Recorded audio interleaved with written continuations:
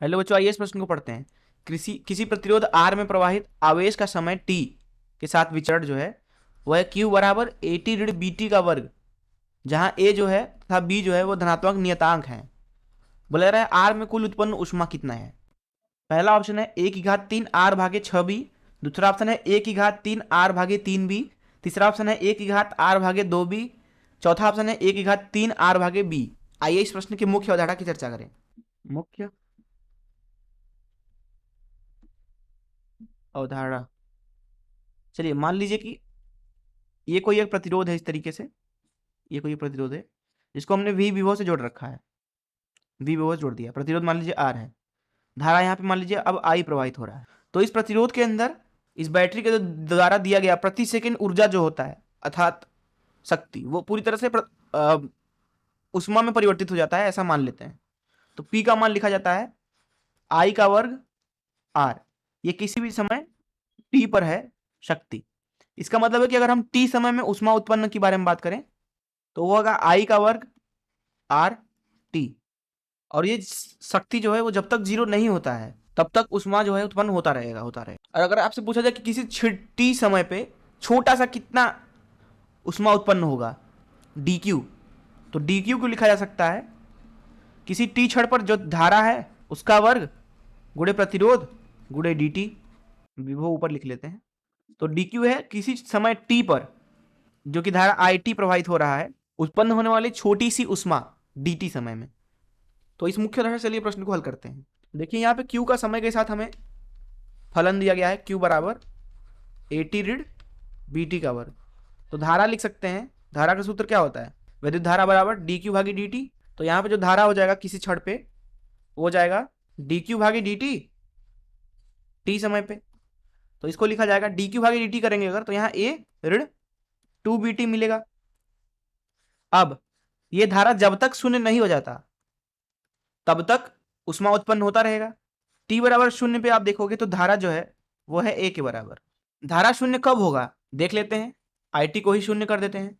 तो जब इसको शून्य करेंगे तो ए ऋण 2BT, तो टी का मान आ जाएगा ए भागे 2B। तो इस समय पे उष्मा निकलना बंद हो जाएगा, अर्थात उष्मा निकलेगा टी बराबर 0 समय से लेकर के ए भागे 2B समय तक। इसके दौरान कुल उष्मा निकालना है। तो किसी समय टी समय पे जो शक्ति है उसको लिखा जा सकता है टी समय पे धारा उसका वर्ग गुणे प्रतिरोध आर। किसी क्षण टी समय पे धारा जो है ये है, इसका वर्ग कर दीजिए ए ऋण 2BT उसका वर्ग गुणे आर।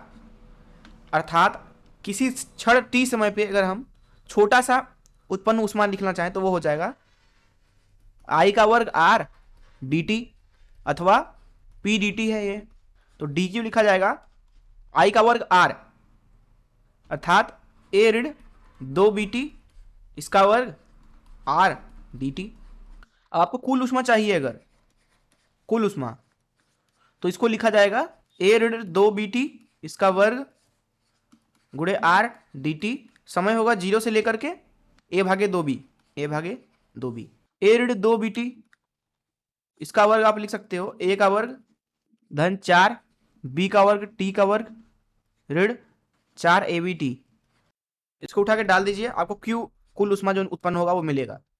Q का मान लिखा जाएगा Q बराबर 0 से A भागे 2B A का वर्ग धन 4 B का वर्ग T का वर्ग ऋण 4 AB T।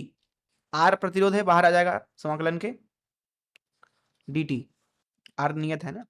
Q बराबर आ जाएगा R, समाकलन मिलेगा A का वर्ग T धन 4 B का वर्ग T की घात 3 भागे 3 ऋण 4 AB T का वर्ग भागे 2 0 से A भागे 2B।